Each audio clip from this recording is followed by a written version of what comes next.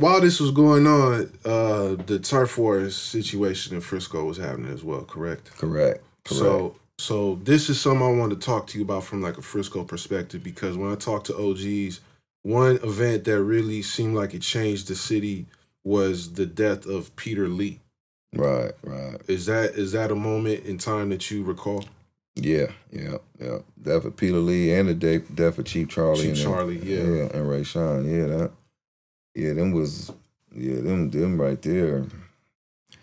Yeah, it was ugly. It got ugly around that time, and I was knee deep in it. Me, D folks, my boy Jay, who actually out right now, actually got framed for the murder of Cooley from Sunnydale. So they got life, and they ended up, overturning later on, and I had to pay him because Sanders and Hendricks and then was doing a lot of dirty work back then, framing dudes, couldn't solve cases, so they just putting it on dudes. I would have been gone too, when I was, thank God, at the time I was in juvenile, because they were saying that me and JJ did it. They were saying that my brown van was there with his yellow Skylark. But once they ended up checking on the day he died, I was in juvenile at the time, you know what I mean? So I was sitting up in B4, so that's the only thing that saved me, but I'd have been sitting down with him and my boy Soda Pop too.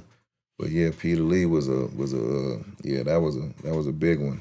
You know what I mean? See, the reason I bring that up is because it seems like that moment kind of changed from when you'll have little rivalries, you might have little fights and stuff here and there, but that situation of them cats being killed and the other stuff you talking about, dirty cops and all these different things, it seemed like things really got serious to the point where some of these beefs are still going on today. Yeah, it was, like you said, it wasn't really nobody dying. At first, it was just, like you said, we'd be going to Castle Lane, you had fights, dudes pulling out bumper jacks, bats, whatever, you know what I mean? But nobody was ever pulling out, even you might pull out a pistol, but nobody was using it. Just having to pull it out, might shoot in the air, do something like that. But yeah, once Peter Lee and him got killed, it just like, it just started being death. It started being real drive-bys, what I mean? Start being real deaths. People really start trying to get us. I got shot in the eye, lost my eye to, drive-by from Sunnydale dudes, stuff like that. So, yeah, it got crazy. But what really kind of inspires me about your story, from what I understand, is that not only was music a way to get out of that, it seemed like y'all used music as an opportunity to squash some of the beefs that were going on at the time. Yeah, we actually squashed the biggest beef, which was with us and Fillmore, and Sunnydale kind of got involved later on after we squashed ours. But yeah, that was pretty much me. Once my album came out, I talked to my boy Lonnie Green. He was part of Demons of the Minds, the strutting crew. He was Forte dancing, the hype man, or whatever you want to call it. He stayed on Harbor Road, and he kind of brought it to my attention. He's like, Black, bro, you ought to probably reach out. This album is so dope, man. I just think that you need to have Sunnydale and Fillmore involved, bro, and get behind it. Because even at that time, too, when he first heard the demo, I had the song Don't Give Me No Bammer Weed was called Don't Give Me No Bammer Joint. We don't smoke that shit in Hunters Point. And I wasn't even thinking about the city. And when he kind of brought that to my attention, I was just like, you know what, I'm going to switch it up. Because I knew it was our biggest song. As soon as I made it, I knew it was a hit. I was just like, man, I got to switch this up. And I was like, man, I'm going to go on and do that and switch it up, try to get the city involved, make it a city anthem.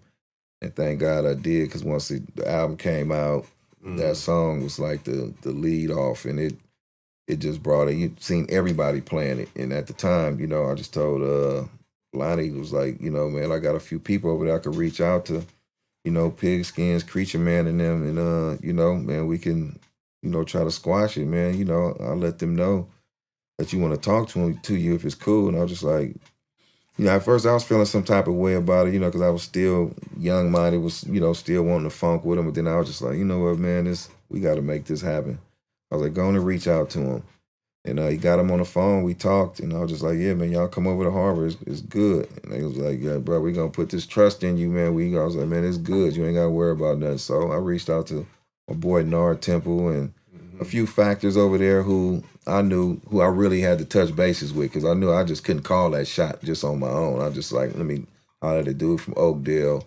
Let me holler at somebody from West Point who I respect and pretty much on the same level as me from where I'm from, you know, because I was with the dude on Harbor. Mm-hmm. So they like, man, you got my blessing. This is whatever you want to do. And then once they came through, it was good. You know, we shook hands. You've seen a lot of dudes kind of didn't know what was up when they first pulled up. Dudes coming from West Point, Oakdale, pulling up there, and their cars like, what's going on? Like, you know, they thinking it was funk or something. But we let them know, like, bro, we squashing it. And whoever got problems with anybody from Fillmore, you know what I mean, y'all can go one-on-one or whatever right now. Y'all can scrap it out. And nobody wanted to scrap it out. Everybody, it was good. And pretty much it's been a truce ever since then. You know what I mean? It was trust. Everybody trusted each other.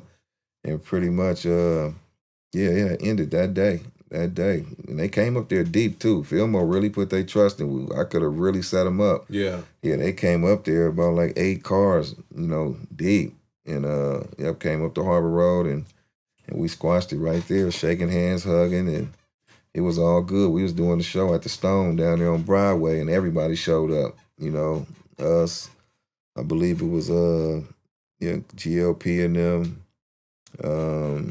There was a few other, Forte was there at the show, Totally Insane, and that set it off right there. That's big.